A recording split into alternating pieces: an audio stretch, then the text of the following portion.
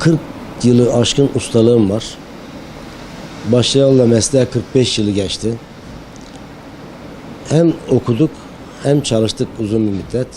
Ta lise dönemine kadar. Liseden sonra lise tam bitirmeden ayrılmak zorunda kaldık işten. Yani okuldan ayrılmak zorunda kaldık. Bu işi zaten yapıyordum. Çok da severek yapıyordum. O yüzden okulu bıraktım. Bu işe biraz daha fedakarlık ederek daha çabuk öğrendik. Ondan sonra dükkan açtık.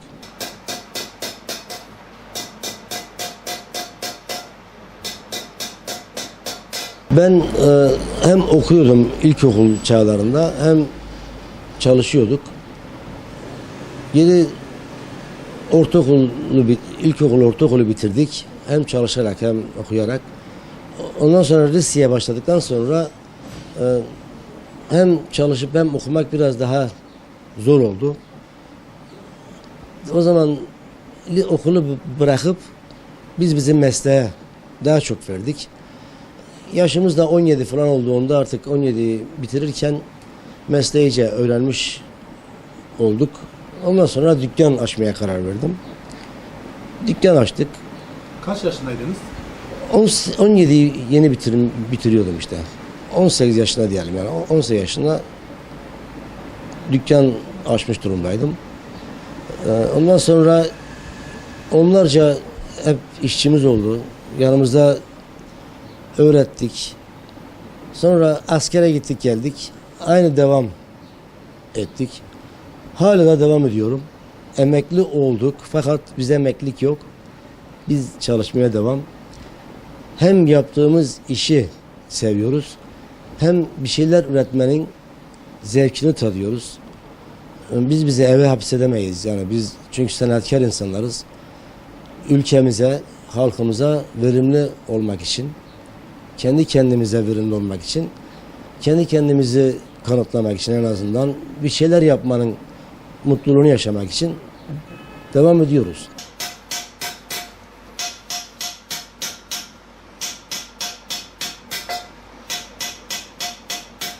Şimdi hem iş yerimizde çalışıyoruz. Bazı kurslarımız oluyor. SODES'in, İşkurum, onların orada hocalıklar yapıyoruz. Cezaevinde bir kurs açtık. Oraya bayağı bir katkımız oldu. Şimdi hala devam ediyorlar. İş yurtları vasıtasıyla hem mahkumlar bir üretkenlik oluyor hem bir gelir oluyor kendilerine. Şimdi özel Erdem Koleji var. Orada hocalık yapıyorum. Bakırcılığı mı öğretiyorsunuz? Bakırcılığı öğretiyoruz. Hem el becerileri geliştirme hem bakırcılığı sanatı sevdirme amaçlı böyle bir proje hazırladık. Türkiye'de bir ilkokul seviyesinde bakırcılık kursuna hala devam ediyoruz. Şimdi okul tatil oldu. Şu anda iş yerimizdeyiz.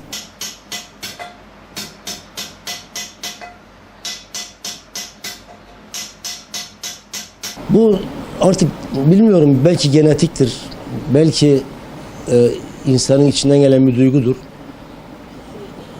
Her insan mesleğini severek yapmaz. Ama zaten severek yapmadığın işte de bir hayır gelmez. Biz severek yapıyoruz. Bizi mesela Amerika'ya davet ediyorlar. Orada bir özel okulda bir bölüm açtık.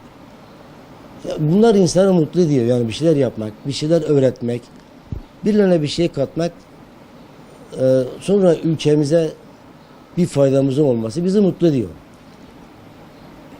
O yüzden yani gücümüzün yettiği kadar, ömrümüzün yettiği kadar, gücümüzün bize verdiği imkanlar dahilinde devam etmeyi düşünüyoruz.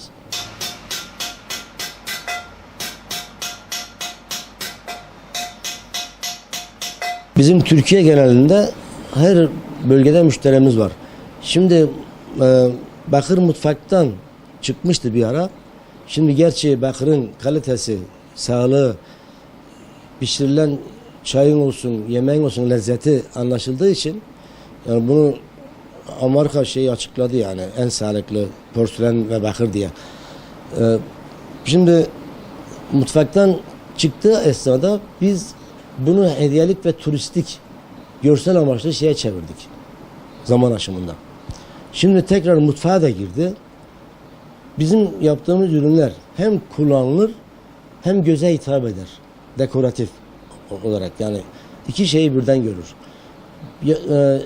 Biz genellikle de eskiden kullanılan şeyleri tekrar canlandırıyoruz. Sefer tasları, banyo, hani sabunluk deriz, biz tarak deriz Antep'te, doğuda kildan derler. Onları yapıyoruz. Her dükkanın kendine has bazı yaptığı şeyler var. Biz de bunu yapıyoruz. Bizden başka da yapan yok zaten.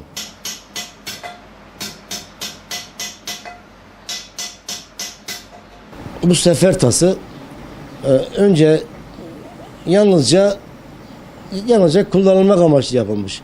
Şimdi bizim yaptığımız şeyi hem kullanabilirsin hem dekor amaçlı koyabilirsin. Bizim yaptığımız ürünler evlat evlada böyle miras bırakabilecek kültür, sanat, her şeyi var yani. Her yönüyle güzelliği var. Benim mesela bakır ta Çanakkale Savaşı'na gitmezden önce dedemden kalma evde eşyalarım var. Bakırlarım var. Hala salonumun en güzel yerinde dekor amaçlı kullanıyorum. Bunlar da yani yüzlerce, 200 yıl, 300 yıl sonra, 400 yıl sonra gene kullanılabilecek ve gittikçe değer kazanacak ürünler. Bizim bakırın güzelliği bu. Kırıldı bitti. Yok. Bizde yok o. Bizde ömür yettiğince evlat evlada kalacak. Gittikçe değerlenecek ve sanatın zaten biliyorsunuz sanat ülkelerin refah seviyelerinin yükseldiği zaman en yüksek seviyelere ulaşmıştır. Ne zaman ülkelerin refah seviyesi düşmüş, savaşlar çıkmış, o zaman böyle sanatlar ölmüştür. Bizden önce ta binlerce yıl önceden beri süre gelen sanat bunlar.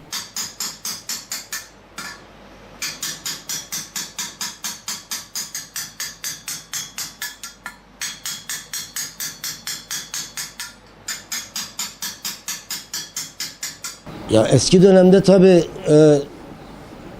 şimdi her dışarıda yemek yemek bir küflet. Herkes evinde yemeğini yaptırır. İşine giderken işte pilavını, cıvığını, salatasını veya meyvasını her neyse sefer tasına kur. İş yerine getirir. Orada açar, yer. Akşam da giderken evine götürür. Orada yıkanır, temizlenir. Yarın yine aynı şey. Artık kahvaltılık veya işte öğlen yemek olur. Ne yapacaksa böyle kullanılırdı.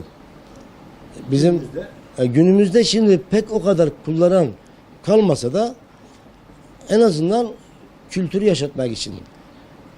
Bazısı da kullanıyor yani. Mesela şimdi lokantalar bile böyle servis yapmaya başladı. Sefer tasıyla servis yapmaya başladı. Böyle yapan yerler de var.